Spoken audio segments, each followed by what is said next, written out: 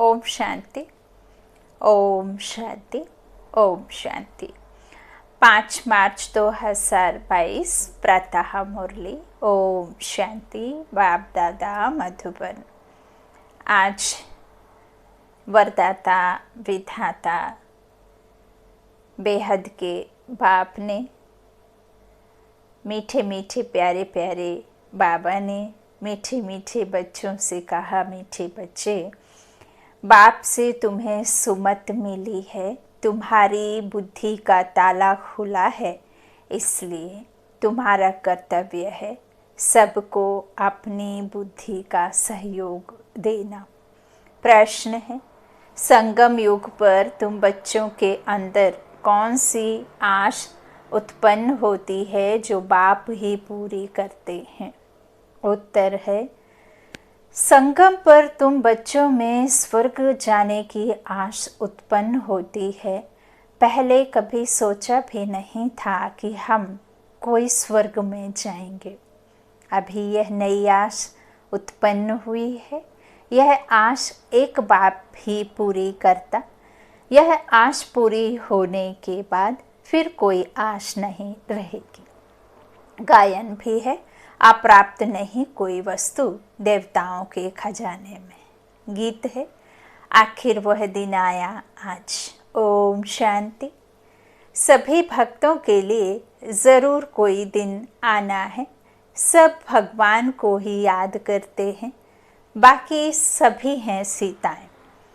भक्तियाँ सभी दुखी हैं आत्माएं, और आत्माओं को ही सीता कहा गया है ना। द्रौपदी हो चाहे दुशासन हो, सब इस कलिकाल में हैं।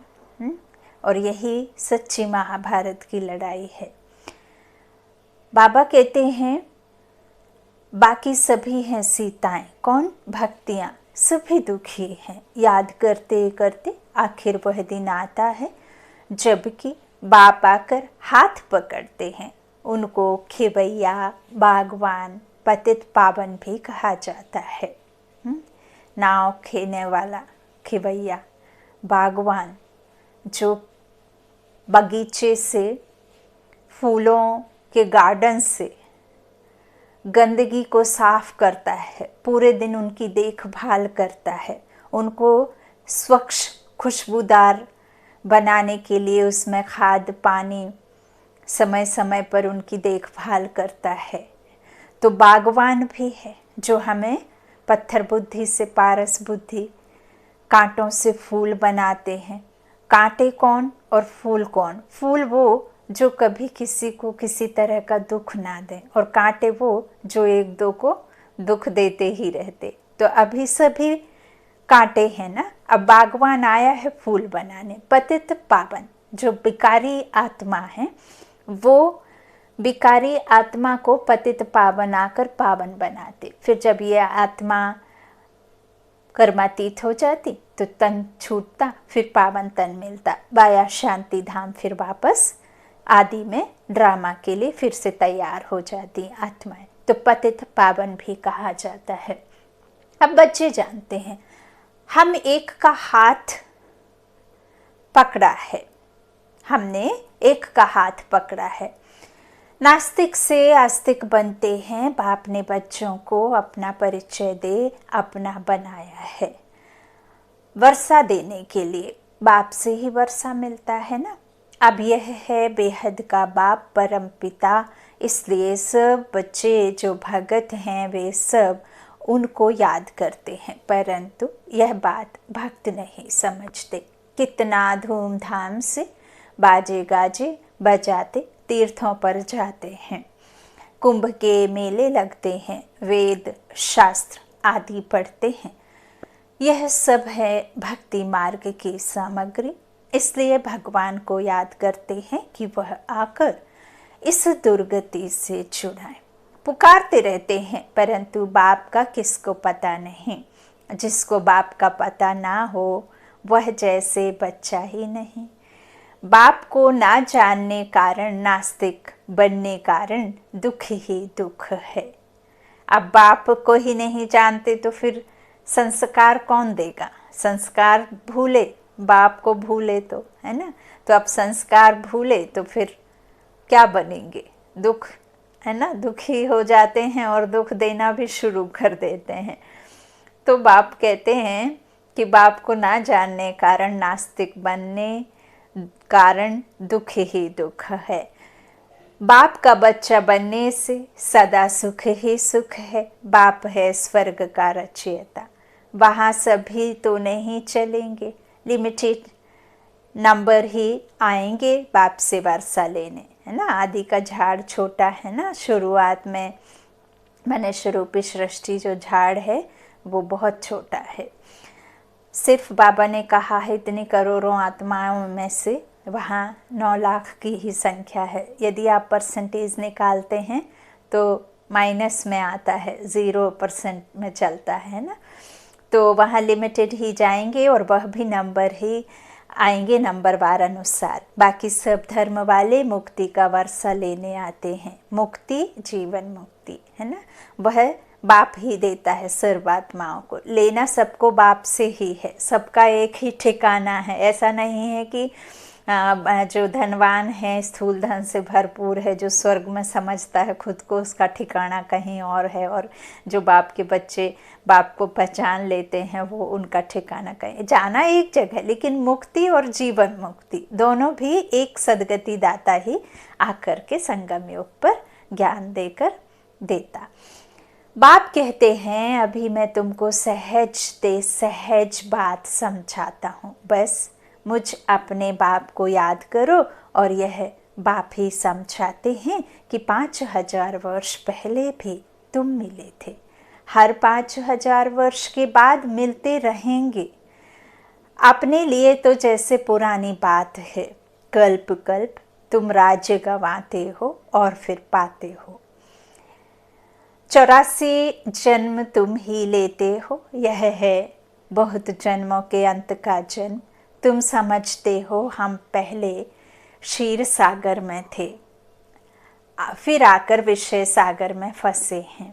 क्षीर सागर व विषय सागर कोई है नहीं, परंतु पावन थे, फिर माया रावण ने पतित बनाया। ऐसे नहीं है कि कोई क्षीर सागर अलग है और विषय सागर अलग है। बाबा कहते हैं दोनों में इतना ही अंतर है कि क्षीर सागर जब हम होते तो हम क्या होते? निर्विकारी होते। फिर हम जब विषय सागर में रहते तो हम पतित बन जाते, है ना। बाबा कहते हैं क्षीर सागर व सागर इस तरह से विषय सागर कोई नहीं है, पावन थे, फिर माया रावण ने पतित बनाया। अब फिर बाप पावन बनाने आए हैं। गीत में भी कहते हैं आखिर वह दिन आया आज। भक्ति मार्ग में तुमको कोई यह आश नहीं थी कि हम स्वर्ग के मालिक बने, यह बात तो बुद्धि में थी ही नहीं। यह बाबा भी बहुत गीता पढ़ते थे, ब्रह्मा बाबा सुनते थे, 12 गुरु किए थे, लक्ष्मी नारायण का चित्र अपने तकिए के नीचे रख कर के सोया करते थे। उन्हों को नहीं पता था कि मैं ही लक्ष्मी नारायण बनता हूँ। और जैसे ही उन्हें पता चला तो झट से उन्होंने अपना सब कुछ क्या कर दिया? नष्टो मोहा बन गए, है ना। सब कुछ धनी के नाम कर दिया। अपने जो स्थापना के कार्य में सहायक आत्माएं, सितारे हैं, उनके नाम कर दिया। सब कुछ परमार्थ में लगा दिया, तन मन धन। तो बाबा कहते हैं इनको भी नहीं पता था। गीता पढ़ते थे, सुनते थे, सत्संग किया करते थे, परंतु यह आश नहीं थी कि हम राजयोग सीख नर से नारायण बनेंगे। तो अनायास ही बाप ने आकर प्रवेश किया। सभी को पता होगा, एक बार बाबा बहुत बड़े संत महात्मा के बीच में बैठ कर के, उनके जो गुरु थे, अपने परिवार के साथ घर में लौकिक हाउस में जब बैठे थे तो अचानक जब परमात्मा ने अनायास ही प्रवेश किया, परे ते परे रहने वाले परमपिता परमात्मा ने, तब वो सडनली उठकर कमरे से दूसरे कमरे में चले गए। तब उनकी लौकिक बहू ने समझा कि आज तक बाबा ने तो ऐसा कभी किसी का अनादर नहीं किया है, तो उन्हें ऐसा भी महसूस हुआ कि हो ना हो इनने जादू तो नहीं कर दिया जो संत बैठे। फिर उनके पीछे वो गई तो देखा जहाँ बाबा जिस कमरे में गए थे वहाँ पूरे में उन्हें लाइट ही लाइट, प्रकाश ही प्रकाश नज़र आया, शिवोहम ऐसे करके। फिर तब से फिर बाबा के उसमें आने शुरू हुए, सडनली आए हैं ना, अनायास ही। तो बाबा कहते हैं इस तरह से उन्हें भी नहीं पता था, आकर प्रवेश किया। बाबा कहते हैं मैं अब तुम्हारे स्वर्ग की आश पूर्ण करने आया हूँ। अब स्वर्ग में चलने की आश बुद्धि में धारण करो। स्वर्ग का रचयिता है बाप, वो बहुत सहज रीति बैठ समझाते हैं। हाँ, काम महाशत्रु है, यह तो सन्यासी भी कहते हैं, इसलिए घर बार छोड़ देते हैं। वह तो हुई एक दो की बात। उनका निवृत्ति मार्ग का पाठ ड्रामा में है तो वह भी भगत गॉडफादर कहते हैं, लेकिन वह कौन है यह नहीं जानते। फिर कहते हैं भज राधे गोविंद। हाँ, किसको भजे? कृष्ण का नाम फिर गोविंद रख दिया है। हाँ, तो बाबा कहते जो सुना है वह लिख दिया है। भला गोविंद किसको कहें? गौओं को चराने वाला, मुरली सुनाने वाला तो एक बाप ही है। अब वो मुरली कोई बांस की लकड़ी में होल करके मुरली बजाने की बात नहीं कही है। ज्ञान मुरली, ज्ञान दाता, ज्ञान सागर प्रभु परमात्मा, जिन्होंने कौन सी गौ का आधार लिया? रथ का, मुख का, ब्रह्मा मुख का। उसे आप गौ कहो, नंदी कहो या जो भी कहो, उस गौ मुख का आधार लिया है ना, ह्यूमन गौ का। तो ज्ञान मुरली अर्थात हम आत्माओं का जो पाठ है 84 का, आदि मध्य अंत का ड्रामा, और कैसे हम इतने दुखी हुए। तो ये जो भूल भुलैया का राज, जो राजयोग और भारत हमारा जो सोने की चिड़िया था, विश्व एक था और एक ही महाराजा महारानी का राज चलता था, लक्ष्मी नारायण का, देवी देवता राज। वह सब बातें इस गौमुख ह्यूमन के द्वारा, मुख के द्वारा, कर्मेंद्रियों के द्वारा बताते हैं। तो बाबा कहते हैं उन्होंने तो जो सुना सो लिख दिया है ना, कि मुरली सुनाने वाला तो एक बाप ही है। अब तो है भी ह्यूमन गौ की बात। अब कच्छ मच्छ में यदि ईश्वर अवतरण हो जाएं, अवतार ले लें, तो क्या हम जीवात्माएं, क्या हम इन कान नाक के द्वारा सुनने वाले, कहने वाले, क्या कच्छ मच्छ की बात समझ पाएंगे? यूँ तो फिर महाभारत में दिखाया भी है कि जब कृष्ण अर्जुन के सामने आते हैं तो वो जब अपना विराट रूप दिखाते हैं तो वो कहते हैं प्रभु बस करो, अब मैं ये तेज और सहन नहीं कर सकता। तो कोई भी बात प्रेरणा से नहीं बनती। ऊपर से यदि परम पिता परमात्मा, वो सुप्रीम लाइट यदि चमक करके ही हम आत्माओं को, जीवात्माओं को ज्ञान दे पाते तो इतना सब कुछ लिखने, इतना सब कुछ ज्ञान देने की बात ही नहीं थी। प्रेरणा से तो कोई सर्जरी नहीं सीख जाता ना, टीचर को देख करके तो आप टीचर नहीं बन जाते हैं, है ना। तो यह सब बातें बुद्धि से समझने की हैं। बाबा कहते हैं हैवी ह्यूमन गौ की बात आगे तुम भी कुछ नहीं समझते थे, है ना। अभी बाप ने आकर सुमत दी है, माया रावण कुमत देते हैं। बाप आकर के सुमत देते हैं। सुमत है शिव बाबा की, कुमत है रावण की। सुमत माना श्रीमत, कुमत माना झूठी मत। झूठी माया, झूठी काया, झूठा सब संसार। जिसको भी हम समझ कर बैठे हैं वही सब झूठ है और एक आत्मा सत्य है। तो यह कुमति सुमति इस तरह से कहते ना, तो कुमत माना झूठी मत, और सच खंड की रचना रचता बाप आकर, और सत्य ज्ञान भी बाप आकर देते हैं, है ना। वह श्रीमत, श्रेष्ठ से श्रेष्ठ ज्ञान, ऊंचते ऊंच ज्ञान, ऊंचते ऊंच रहने वाला आकर देता है। अभी तुम कंट्रास्ट को जानते हो। हम झूठी मत पर थे, स्वर्ग की आश तो थी नहीं। अभी बाप ने नई आश प्रकट की है। वहाँ कोई अप्राप्त वस्तु होती नहीं जिसके लिए माया, जहाँ माया नहीं होती वहाँ माथा मारना पड़े, ऐसी कोई बात ही नहीं है। अब तुम सबकी नई आश है, भल पुरुषार्थ नंबर वार करते हो, बाप तो नंबर 1 मत देते हैं ना। कहते हैं यह तो ऐसा है जो ब्रह्मा भी उतर आए तो भी उनकी मत नहीं लेंगे। यह पिछाड़ी की महिमा है, तुम्हारी महिमा पिछाड़ी में गाई जाएगी। जब तुम संपूर्ण बन जाएंगे तब वाह वाह निकलेगी। अभी तो चढ़ते गिरते रहते हैं ना, परिस्थिति वश ऊपर नीचे होते रहते हैं ना, इसीलिए तो फिर ब्राह्मणों की माला नहीं गाई हुई है। पिछाड़ी में बाबा कहते हैं गाई जाएगी, क्योंकि अभी तो चढ़ते गिरते रहते, अभी अभी खुशी में नाचते, अभी अभी मुर्दा बन पड़ते। माया भिन्न भिन्न प्रकार से ठोकर मार देती है, कहाँ ना कहाँ सूत मुंझा देती है ना, गुत्थ देती है। जो श्रीमत को छोड़ रावण की मत पर चल पड़ते हैं फिर चिल्लाते रहते हैं। यह बात बाबा बैठ समझाते। बाप बच्चों से कहते हैं कदम कदम पर सावधानी लेते रहो, श्रीमत पर चलने में ही तुम्हारा कल्याण है। तुम्हारे अंदर बाप ने ही आश प्रकट की है ना कि श्रीमत पर बाबा ने ही हमें आस प्रकट की है स्वर्ग का रास्ता दिखा करके, ना कि श्रीमत पर चलने से यह लक्ष्मी नारायण जैसा बनेंगे। जैसे यह ब्रह्मा बनते हैं ऐसे तत्वम, यह बात भूलो मत।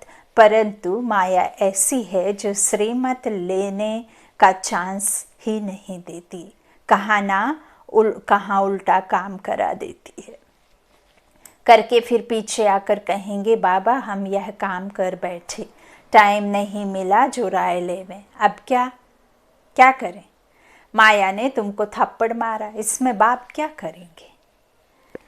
हर बात में कदम कदम पर बड़ी सावधानी चाहिए। सन्यासी कभी नहीं कहेंगे स्त्री पुरुष इकट्ठे रहे पवित्र रह सकते हैं, है ना। ये जो बात ऑलमाइटी गॉड फादर कह रहे हैं वह कोई और कह नहीं सकता। और कहते भी हैं ना, पहाड़ों पर जाकर के साधना करना बहुत आसान है, लेकिन घर परिवार में रह कर के साधना करना बहुत कठिन है। और परमात्मा ने वही कठिन को सार्थक कर दिखाया। मधुबन में हजारों मनुष्य आत्माएं बैठती हैं, लेकिन पिन ड्रॉप साइलेंस में बैठना जो असंभव वो संभव है। बाबा का इतना पावरफुल वाइब्रेशंस और इतना पावरफुल एनवायरनमेंट उस डायमंड हॉल और उधर होता है शांतिवन में। तो यह बातें आप जरा मनन चिंतन करके इन वाक्यों पर डालिए नज़र, तो कितना बाबा ने युक्ति से चलाया है। बाबा कहते हैं इसमें बाप क्या करेंगे, माया थप्पड़ मार देती है। हर बात में कदम कदम पर बड़ी सावधानी चाहिए। तो सन्यासी तो नहीं कहेंगे, बाबा कहते हैं कि इकट्ठे रह सकते हैं। इसमें युक्तियाँ बहुत हैं। ब्रह्म कुमार कुमारी कहलाना कितनी बड़ी युक्ति है। तुम बच्चे ब्राह्मण ब्राह्मणियाँ बनते हो तो कहाँ कुल को कलंक नहीं लगाना। बहन भाई का नाता कभी उल्टा नहीं होता। लॉ नहीं जो बहन भाई आपस में शादी करें। हाँ, यहाँ तो सब भाई बहन हो जाते हैं। इस पर वो लोग हंसते हैं कि यह फिर कहाँ का रिवाज है, यह तो है ही नई बात। ऐसी राय कभी कोई दे ना सके। कोई पूछे तुम बीके हो तो भाई बहन हो गए। तो बुद्धि में बिठाना है, क्योंकि सबकी बुद्धि का ताला बंद है, पत्थर बुद्धि है। तो तुमको उनकी बुद्धि का ताला खोलना चाहिए। ढेर के ढेर सेंटर्स हैं, उनमें सभी अपने को ब्रह्म कुमार कुमारी कहलाते हैं, तो भाई बहन ठहरे ना। वह क्रिमिनल असॉल्ट कर ना सके, इम्पॉसिबल है। यह तो नई रचना है ईश्वर की। वह कहते हैं गीता में तो कभी सुना नहीं है। बाप कहते हैं यह तो मैं तुमको सिखलाता हूँ। फिर तो ना शिव बाबा होगा ना विज्ञ होंगे। यह ज्ञान प्रायः लोप हो जाएगा, फिर कहाँ सुन सकेंगे। अभी मैं तुमको राजयोग सिखला रहा हूँ, जब राजधानी की स्थापना पूरी हो जाएगी तो फिर यह सब खलास हो जाएगा। पांडवों ने राजधानी स्थापन की, यह भी शास्त्रों में नहीं है। देवताएं तो थे पावन दुनिया के मालिक, दैत्य हैं पतित दुनिया के। इन्हों की फिर आपस में लड़ाई कैसे लग सकती। वहाँ तो देवता रहने के टाइम कोई लड़ाई करने वाले दैत्य होते ही नहीं। बाबा कहते वो तो पतित दुनिया में होते हैं, तो फिर आपस में लड़ाई कैसे लग सकती है। स्वर्ग से नरक में लड़ाई करेंगे क्या आकर के। अच्छा, भला असुरों और देवताओं की लड़ाई कैसे लगी। जरूर संगम होना चाहिए। वह अपना लश्कर ले आकर लड़ाई करें, हिसाब ही नहीं बैठता। जहाँ असुर हैं वहाँ देवता कोई है नहीं, और जहाँ देवताएं हैं वहाँ असुर नहीं, तो फिर लड़ाई कैसे लग सकती। कौरवों पांडवों की लड़ाई भी लग ना सके। जो श्रीमत पर चलते हैं वह कभी किसको लड़ाएंगे कैसे। लड़ाने वाले हैं मनुष्य। बाप लड़ने व जुआ खेलने की छुट्टी नहीं दे सकते। पांडव कोई मूर्ख थोड़े ही थे जो जुआ खेलेंगे व आपस में लड़ेंगे। बाबा ने समझाया है कि यह बाबा का रुद्र ज्ञान यज्ञ है। अबलाओं पर अत्याचार बहुत होते हैं विष के लिए, कितना तंग करते हैं, है ना, काम के लिए। तो बोलो, भगवान कहते हैं काम महाशत्रु है, इस पर विजय पाने से तुम स्वर्ग में आ जाएंगे। ऐसे ऐसे समझाने से बहुत जीत पाते हैं। फिर उनको देवी कह पूजते हैं, मदद भी मिलती है। मनुष्य तो सुनकर डर जाते हैं कि स्त्री पुरुष इकट्ठे रहते पवित्र रहें, यह तो नहीं हो नहीं सकता। कहते हैं ज़रूर कुछ जादू है। ऐसे सत्संग में कभी नहीं जाना। शुरू में बच्चियां भागी तो वह नाम हो गया है। भट्टी जो बनी तो ज़रूर भागे होंगे ना। बांधेलियों को बहुत राय मिलती है, इसमें बहादुरी भी चाहिए। गरीब तो समझेंगे कोई हर्जा नहीं, इसके कारण हम स्वर्ग की राजाई क्यों गवाएं। यह घर से निकाल देंगे। अच्छा, हम जाकर बर्तन मांजेंगी, झाड़ू लगाएंगे। बड़े घर वाले तो ऐसे छोड़ ना सकें। शुरू में तो बच्चियों का पाठ था, गरीबों के लिए बहुत सहज है। बाबा कहते हैं बाबा के पास आएंगे तो पहले झाड़ू आदि लगाना सब करना पड़ेगा। माया के तूफान भी जोर से आएंगे, बच्चे याद पड़ेंगे। इसलिए खबरदारी चाहिए। पहले नष्टो मोहा बनूं तब है बात। शिव बाबा को मत देनी पड़ती है। ज्ञान मिला है, कपड़ा कैसा भी पहनो, हर्जा नहीं हर्जा नहीं है। बाप ने कोई इस तन रूपी सफ़ेद तन को सफ़ेद कपड़े से सजाने की बात नहीं कही है। हर्जा नहीं है बाबा कहते हैं, क्योंकि कई भाई बहनों के, कई फॉलोअर्स के, कई मनुष्य आत्माओं के यह क्वेश्चन ज़रूर आता है मन में कि सफ़ेद क्यों नहीं पहना। तो बाबा ने ये पहली बार नहीं कई बार बताया है कि कोई भी कलर पहनो, उन्हें हर्जा नहीं है। पवित्रता तो आपके अंतर मन की चाहिए, है ना। सफाई तो आपकी आत्मा की चाहिए है ना। बाप तुम्हें नयनों पर बिठाकर स्वर्ग में ले चलते हैं। साजन पिछाड़ी सजनी जाती है तो मटकी में ज्योति जगाते हैं। बाप आते ही हैं सबको गुलगुल बना कर ले जाने। प्योर तो सभी बनेंगे। पापों का बोझा सिर पर है तो हिसाब किताब अंत में चुकतू कर जाना है। इसके लिए तुम याद में रहने की इतनी मेहनत करते हो, जो नहीं करते वह ऐसे ही थोड़ी मुक्ति में जाएंगे। कयामत के समय खूब सज़ा खाकर फिर मुक्ति धाम में चले जाएंगे। सबकी कयामत का समय है, ये पूरे संसार का ही कयामत का समय है। तो बाबा कहते आत्मा का तो स्वधर्म है साइलेंस। हम शरीर ही हो बैठते हैं, इन कर्म इंद्रियों से काम नहीं लेते हैं, चुप हो बैठ जाते हैं। परंतु कब तक? आखिरी कर्म तो करना है ना, शरीर लिया है तो बिना कर्म के कोई रह ना सके। बाबा कहते हैं साधु संत आदि कोई को भी यह पता नहीं है कि आत्मा का स्वधर्म है साइलेंस।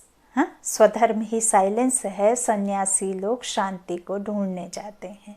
अब शांति कहीं जंगलों में तो है नहीं। आपका मन शांत तो आप कहीं भी बैठे हो शांति मिलेगी, है? तो ढूंढने जाते हैं। बाबा कहते शांति तो तुम्हारे गले का हार है। जिस शांति को तुम दर दर भटकते ढूंढ रहे हो, जिस शांति के लिए तुम इतना दान पुण्य धर्म कर्म कर रहे हो, वह शांति तो तुम्हारा ही गले का हार है, तुम्हारा ही जेवर है। तो गले का हार है, फिर हम जंगल में क्यों जाएं? हम कर्मयोगी हैं। बाबा कहते हैं मुझे याद करो तो विकर्म विनाश होंगे। फिर स्वर्ग को याद करो। 63 जन्म भक्ति घमसान ने हैरान कर दिया है। अभी तुमको सब हंगामों से छुड़ा दिया है। बाबा के डायरेक्शन मिलते हैं कि अब अशरीरी बनो, क्योंकि तुमको मेरे पास आना है, तुमको स्वर्ग में भेज दूंगा। हाँ, बाबा के पास जाकर के फिर बाबा तुमको क्या करेंगे, फिर तुमको स्वर्ग में भेज दूंगा। बाबा कहते इसमें हंगामे की कोई बात ही नहीं है। भक्ति मार्ग में तुमने धक्के खाए सो तो फिर भी खाने पड़ेंगे। सबको पुनर्जन्म लेते लेते तमो प्रधान बनना ही है। अच्छा, मीठे मीठे सीखी लाधे बच्चों प्रति माता पिता बाप दादा का याद प्यार और गुड मॉर्निंग। रूहानी बाप की रूहानी बच्चों को नमस्ते। हम रूहानी बच्चों की रूहानी माता पिता बाप दादा को याद प्यार और गुड मॉर्निंग। शुक्रिया बाबा, मीठे बाबा, प्यारे बाबा। धारणा के लिए मुख्य सार, पहला कदम कदम पर बड़ी सावधानी से चलना है। श्रीमत पर मूंझना नहीं है, कभी कुल को कलंक नहीं लगाना है।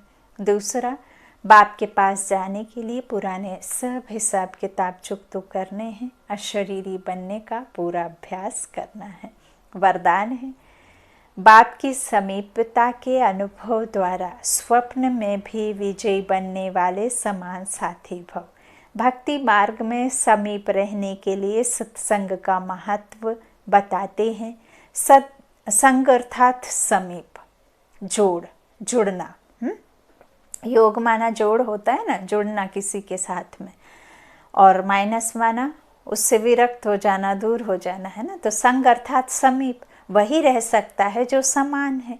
जो संकल्प में भी सदा साथ रहते हैं वह इतने विजयी होते हैं जो संकल्प में तो क्या, लेकिन स्वप्न मात्र भी माया वार नहीं कर सकती। सदा माया जीत अर्थात सदा बाप के समीप संग में रहने वाले कोई की ताकत नहीं जो बाप के संग से अलग कर सके। अब संग माना ऐसे नहीं कि परमपिता परमात्मा आपके साथ आकर बैठ जाएंगे। आपको हर क्षण हर पल वो ना दिखाई देने वाली अदृश्य शक्ति का अनुभव करना है कि वो मेरे साथ छत्र छाया बन परछाई की तरह मेरे कदम से कदम मिला करके चलती है। स्लोगन है सदा निर्विघ्न रहना और सर्व को निर्विघ्न बनाना, यही यथार्थ सेवा है। सदा निर्विघ्न रहना और सर्व को निर्विघ्न बनाना, यही यथार्थ सेवा है। अनमोल ज्ञान रत्न दादियों की पुरानी डायरी से। अपने निश्चय में स्थित हो, अपनी कल्प पहले वाली नूंद को बनाना है। ऐसे नहीं कि नूंद अनुसार निश्चय करना है। कई समझते हैं कि यह ज्ञान तो मेरे भाग्य में ही नहीं है, ऐसा नूंधा हुआ है, लेकिन नहीं। यह निश्चय अवश्य रखना है कि मेरे भाग्य में नूंद है, पुरुषार्थ करके अपनी प्रारब्ध बनानी है। क्योंकि विराट फिल्म अनुसार बनी हुई तो है, लेकिन पुरुषार्थ से इस बनी को बनाना है। बनी सिद्ध ही तब होगी जब बनी को मालिक बनावे। बनी हुई को आगे से ही समझ खड़ा नहीं हो जाना चाहिए, लेकिन पुरुषार्थ से जो प्रारब्ध सिद्ध होती है उनको ही प्रारब्ध समझना चाहिए। यही ज्ञान है। बाकी नूंद समझ पुरुषार्थहीन हो जाना यह ज्ञान है अच्छा। ओम शांति, ओम शांति, ओम शांति।